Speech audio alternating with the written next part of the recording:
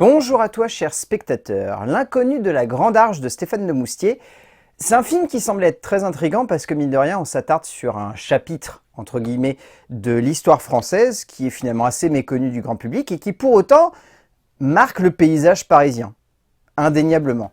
À partir de là, et en sachant le passé aussi de Stéphane de Moustier en tant que réalisateur, notamment ses deux derniers métrages qui ont pas mal cartonné, on va dire, à leur échelle, mais surtout qui ont montré que Stéphane de Moustier était un cinéaste qu'il fallait absolument suivre, tout ça réuni donnait vraiment envie de voir ce que ça pouvait donner. Le résumé pour faire simple, Johann Otto von Spreckelsen est un homme qui a toujours eu une grande idée, celle de faire un monument qui accomplisse ses idéaux d'architecte et d'homme. Cela se concrétise lorsqu'il remporte un concours pour développer le nouveau quartier de la Défense à Paris. J'aime bien la proposition, j'aime bien la forme que donne de Moustier à son film. C'est très marqué et bon, on va pas se mentir, ça fait un peu cinéma d'auteur cliché. D'ailleurs dans le choix du format, dans la manière de construire le récit, dans certains aspects aussi qu'on va avoir l'occasion d'évoquer, notamment la direction des acteurs qui sonne comme assez atypique et qui peut, à mon avis, perturber pas mal de spectateurs. Je pense que vous allez ressortir en vous disant peut-être que les acteurs jouent mal. Je pense pas que ça soit le cas. Je pense que Stéphane de Moustier a une manière de les diriger qui pousse à un jeu théâtral, mais ça va, on va dire, dans la logique de sa manière de mettre en scène ses films.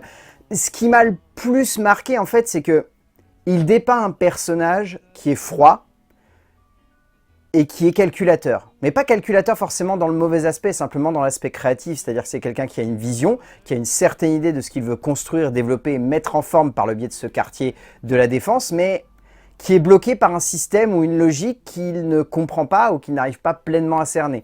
Donc, cette idée de froideur, je la comprends. Je trouve que c'est dommage qu'on la ressente dans la manière avec laquelle il a construit et développé son récit. Et du coup, c'est un peu perturbant, parce que si on peut trouver ça assez fascinant et assez imposant, je pense que ça montre de manière définitive, après The Brutalist, que les films d'architectes sont froids et mettent une distance avec le spectateur. Et qu'on a beau faire quelque chose qui soit réellement imposant ou en tout cas puissant, s'il n'y a pas l'émotion derrière, rapidement, le chemin, il commence à devenir long, il commence à devenir maladroit, et en tant que spectateur, il commence à devenir moins impactant. Dépeindre un homme qui a voulu changer le monde, mais qui l'a fait à une échelle sonnant presque comme anecdotique pour nous pauvres citoyens que nous sommes, cela peut sonner comme une tâche lourde et intense pour un auteur, mais également comme une proposition de cinéma aussi étonnante que fascinante. Stéphane de Moustier revient à la réalisation avec une œuvre intense, prenante, esthétique, mais qui sonne également comme l'homme au centre de sa narration, froide, et assez austère. Le tout dans un moment de cinéma qui interroge, autant qu'il peut laisser de marbre, qui fascine autant qu'il peut sonner comme assez vague et flou dans son propos, un film maladroit, mais également maîtrisé par son auteur. En termes d'écriture, donc à la base, il y a le bouquin écrit par Laurence Cosset, qui a servi de base donc à Stéphane de Moustier pour construire ce film, en sachant qu'il a brodé pas mal de fiction, parce que le film s'ouvre quand même sur un carton où on est clairement dans... Il y a des dialogues qui sont pas mal romancés, il y a des personnages qui sont beaucoup romancés, et il y a beaucoup de situations qui sont racontées avec un point de vue dont on n'a pas tous les tenants et les aboutissants. Donc, à partir de là, on part sur une œuvre de fiction qui va prendre beaucoup de codes justement de cet univers-là et qui va essayer, entre guillemets, le plus possible d'accrocher son récit à la réalité, mais en même temps de broder autour. Ça se sent, et en même temps, c'est les parties qui, je trouve, sont les plus réussies. C'est-à-dire que, par exemple, je disais que le film est froid.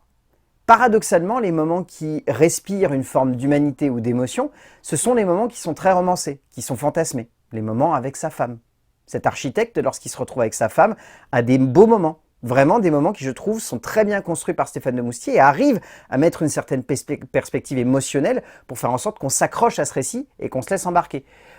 Après, d'un point de vue factuel, ce qui est raconté est réellement passionnant, parce qu'on voit la construction de quelque chose qu'on a tous déjà vu, que ce soit sur des photos, dans la réalité, ou même à quelques centimètres ou mètres littéralement de cette grande arche. Donc c'est quelque chose qui nous impacte et sur lequel on a un recul qui nous permet de nous dire « j'ai envie de voir comment ça se construit ». Donc cette partie-là, je trouve que c'est la partie que de Moustier arrive le mieux à développer dans son écriture, et tout l'aspect, on va dire, bureaucratique de comment ça se développe, c'est la partie qui est réellement intéressante à suivre. Après, c'est un peu compliqué parce que je trouve que le film est beaucoup trop long pour ce qu'il a à raconter. Je trouve que le film a un rythme qui est assez atypique, dans le sens où les rapports qui sont développés entre les personnages sont souvent des espèces de longues tirades qui peuvent donner l'impression d'être trop accrochés à une forme de fiction, ce qui paradoxalement nous fait décrocher du récit. De Moustier tire de l'œuvre de Cossé une essence très surprenante, comme l'évocation très romancée et romanesque aussi d'un récit assez simple de création, mais qui cherche également à se visualiser comme une plongée très intense et profonde dans la psyché d'un homme cherchant à marquer son temps, mais également à ne pas détériorer ses idéaux. Un peu comme un cinéaste ne chercherait pas à se trahir dans la mise en scène de sa proposition écrite, l'auteur cherche ici à convoquer une facette assez évocatrice pour le spectateur sur l'idée de ne pas perdre la main sur sa création, mais le tout sonne parfois comme un peu trop cryptique ou difficile pleinement à cerner, que l'on peut se sentir tout de même un peu mis de côté. En termes de mise en scène, déjà Stéphane de Moustier, on sent que son objectif de metteur en scène, c'est un petit peu de se plonger dans ce que j'ai pu évoquer dans l'écriture, c'est-à-dire à la place de cet architecte. Donc dans la manière de construire les plans, dans la manière de développer les points de vue, dans la manière de jouer avec les perspectives. Il y a notamment un plan qui se passe sur la grande avenue avec l'Arc de Triomphe derrière. Ce plan qui sert en plus d'image pour l'affiche, il est sublime au sein du métrage. Il est parfaitement calculé, il est parfaitement millimétré, il donne un vrai relief par rapport aux personnages, à leur position. Il a en plus Klaus Beng qui est un acteur avec un physique très particulier qui lui permet de jouer avec sa grande forme très élancée, filiforme, qui donne également quelque chose de très esthétique à beaucoup de plans. Et on sent derrière, mine de rien, qu'il y a cette envie de la part de Moustier de faire en sorte que l'image parle, que l'image soit évocatrice, que ce soit dans la symétrie, que ce soit dans les jeux d'échelle, que ce soit dans la manière avec laquelle tout est structuré et bien mis en perspective. C'est très surprenant. Par exemple, le bureau dans lequel il développe le projet de la Grande Arche est vraiment beau visuellement et donne une certaine idée en plus de ce qui se passe dans la tête du personnage par le biais juste d'un décor et par le biais juste de certains aspects et de petits détails qui vont habiter l'image et qui vont donner du relief en fait à ce que de Moustier a envie de construire. Et c'est là-dedans, je trouve, que le cinéaste arrive à faire en sorte que son visuel comble pas mal de petites erreurs ou de maladresses qui, je trouve, sont présentes dans l'écriture et qu'on ne ressent pas forcément dans l'esthétique. Après, moi, le seul point qui peut me déranger, c'est que j'ai la sensation que le rythme du film, de manière globale, est en dents de scie.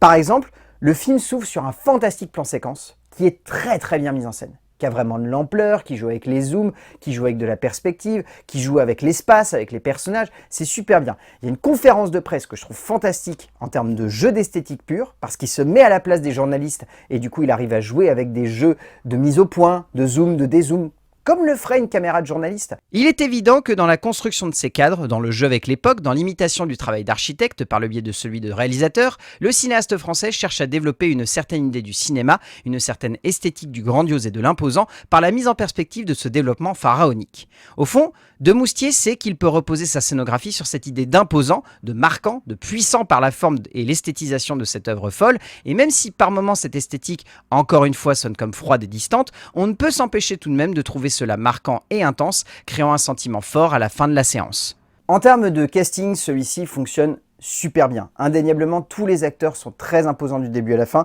Swan Arlo est fantastique. Xavier Dolan est bien sans être forcément celui qui ressort le plus. Je trouve assez cool, mais trop maladroit par moments. Michel Faux a son jeu. Encore une fois, sachez que Michel Faux, c'est un acteur de théâtre, un grand acteur de théâtre. Et des fois, dans certains cadres cinématographiques, il fait un peu tâche. Là, je trouve qu'il est réellement impressionnant dans le rôle de Mitterrand. Mais il faut s'habituer à sa performance. Sidse Babette Knudsen est une immense actrice qui, je trouve ici, est fantastique dans le rôle le plus chaud au cœur d'un film froid. C'est elle qui amène énormément de chaleur et énormément de réconfort au spectateur. Et heureusement que son personnage est là pour rattraper quelques scènes qui, sinon, auraient été glaciales. Et bien évidemment, il y a l'acteur principal qui ressort de ce long métrage parce que pour moi, c'est un immense acteur. Il est parfait dans le rôle, il a une dégaine et il a une classe qui est vraiment imposante. Et s'il n'était pas là, je pense que le film n'aurait pas la puissance qu'il a actuellement. Klaus Beng est un immense acteur qui a l'occasion ici de le prouver pour le public francophone par le biais d'une interprétation imposante et fascinante qui donne lieu à un moment dont il tire énormément d'intensité malgré le manque d'émotion. Au bout du compte, L'inconnu de la Grande Arche est bourré de petits défauts. C'est un film qui a des idées, mais qui n'arrive pas à pleinement les exploiter. C'est un film qui a de l'ambition, mais qui sonne comme trop froid. C'est un film qui est prenant, et paradoxalement, c'est un film qui nous rejette par moments.